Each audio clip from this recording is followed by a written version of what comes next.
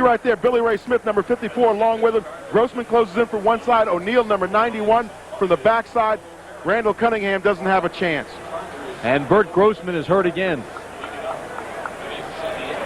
One of the things you can't do, though, is the Philadelphia Eagles is give up. And certainly in the fourth quarter this year, the Eagles have not. They've been fantastic in the fourth quarter in terms of heroic comebacks. These are some impressive numbers. The win against Washington was miraculous the way they came back. And you see the deficit against the Giants in Denver, and they're down by 10 here. Leslie O'Neal has 4 of the 5 sacks today. You mentioned at the top of the game, Tim, that he's one of those guys that when you start thinking about Pro Bowl outside linebacker / defensive ends, those hybrids, Leslie O'Neal's a guy that certainly is coming next to the top of the league in terms of the AFC. Went through a very, very tough period while he was rehabilitating a knee that was completely shredded.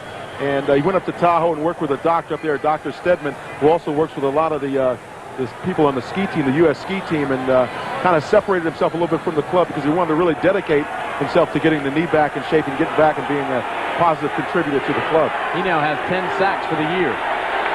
Second down and 20. Again, there's pressure, but Cunningham escapes. Great move to the 30 and goes down at the 25. I want to say something, though. Keith Jackson threw a key block on that scramble by Randall Cunningham. You saw him coming in, just kind of take a guy out just as Randall was trying to make his break back across the field. Had he not thrown that block, Randall wouldn't have gained 14 yards on the play. Watch Keith here, number 88. He goes downfield, sets up in his stopper out there. He sees Randall's in trouble, tries to work open. Nothing happening there, so he turns back around right there on the 30-yard line and takes out Billy Ray Smith with a key block that sprung Randall Cunningham. That's what you need from your receivers. If you're not going to catch the ball downfield, to get down there and throw on somebody. Some move by Cunningham at the 30. He's special. 3rd and 7.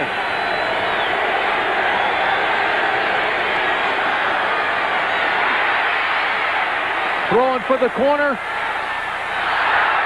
Incomplete. Keith Jackson and Carter ended up in the same area and collided. And if I was Elvis Patterson, I'd put my hands down because his guy was wide open into the end zone. And the problem was the play took so long that the receivers crossed each other's paths. He almost ended up with an interception, though. Watch the end of this. Pressure there by O'Neal. You see him flushing Randall Cunningham out of the pocket. But see two receivers on parallel routes here, and that's the problem for the Eagles. Jackson underneath and Carter in near the end zone. Jackson tips the ball. Carter really can't see it after the tip. Keith Jackson is shaken up again. He came into the game with a sore ankle.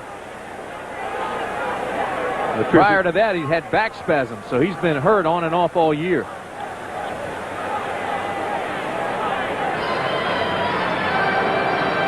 Tim Brandt, along with Dan Jiggets, at San Diego Jack Murphy Stadium. The game started with McMahon taking the Chargers all the way down on the first possession and throwing a touchdown pass to Anthony Miller. It was 7-0 after 1. In the second quarter, Cunningham hit Garrity with a touchdown pass to tie it. Garrity fractured his clavicle. He's gone for the year. Barr hit a field goal in the third period, and then McMahon threw another strike to Miller. And it's 17-7 Chargers with 13:33 remaining in the ball game. And as you look at the trainers work on Keith Jackson, it was interesting when we talked to him at the hotel the other day. He was walking around then with a stimulator. That's right. What it was doing is putting a little painkiller into the leg, but as well stimulating the ankle and all the muscles surrounding it.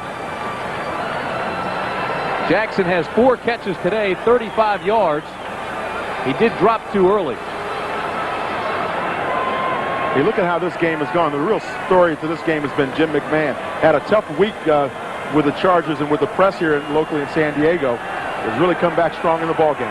Philadelphia's new kicker, Steve DeLine, he missed from 48 yards in the first half. This is from 43. And this one's good.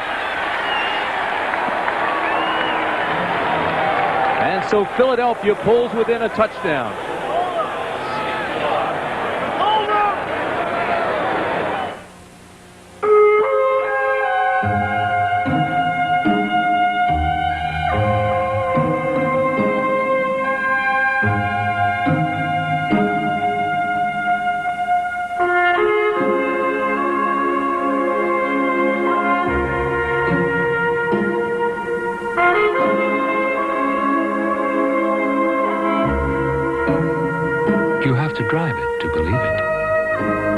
accord. The product. The proving grounds. The results. STP gas treatment is the edge.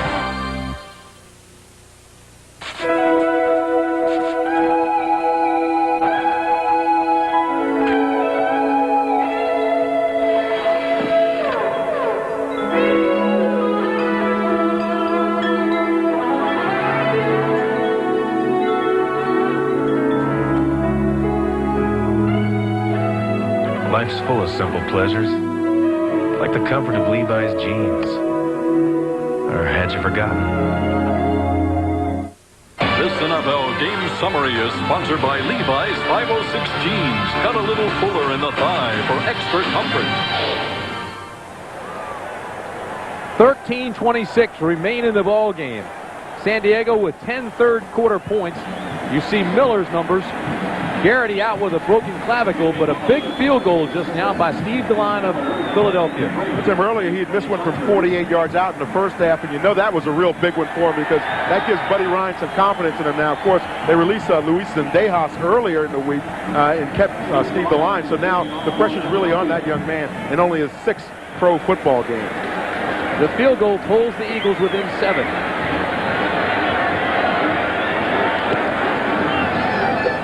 DeLine's kick will be taken by Miller.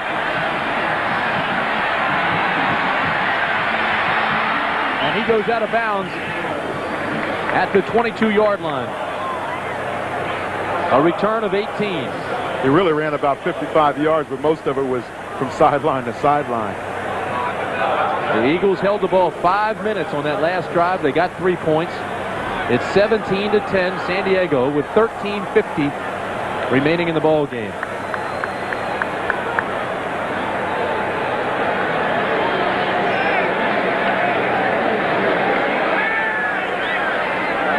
Giants continue to lead.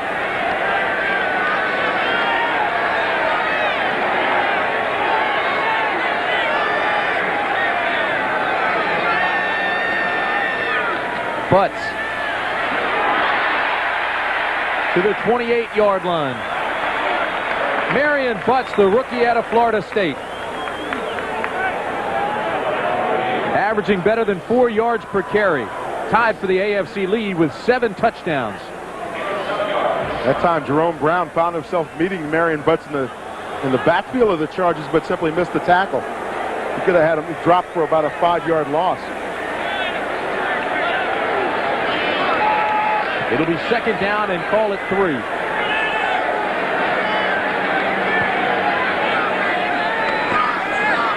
This is Butts again, gets back to the 30 and stretches ahead to the 31. Jerome Brown made the tackle. He got help from Seth Joyner. Jerome said, "Fool me once, shame on me.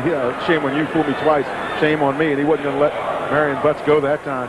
Read the play right now on the line of scrimmage. Dan Henning's game plan with coming in was to milk the clock and keep it close down late in the ball game. He felt that his team had been in close ball games. Matter of fact, the last 4 games, they've had a chance to win it on their last possession. He thought they could win this one if it was close. 3rd and 2.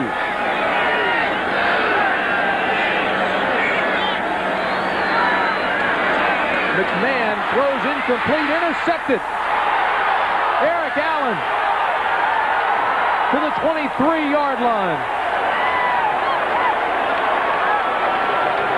Well, it looked like it was tipped by Jamie Holland, number 86. And as a result, Eric Allen gets the interception and an 18-yard return on the play. That's being alert back there in the secondary. Now watch, McMahon delivers this ball inside. You're going to see the receiver, Holland, make an inside route there. Jamie Holland gets it inside, but he tips it up. If you're going to tip it, you better slap it to the ground because that secondary is waiting back there to pick it off. And Eric Allen does that and makes a nice little run back as well.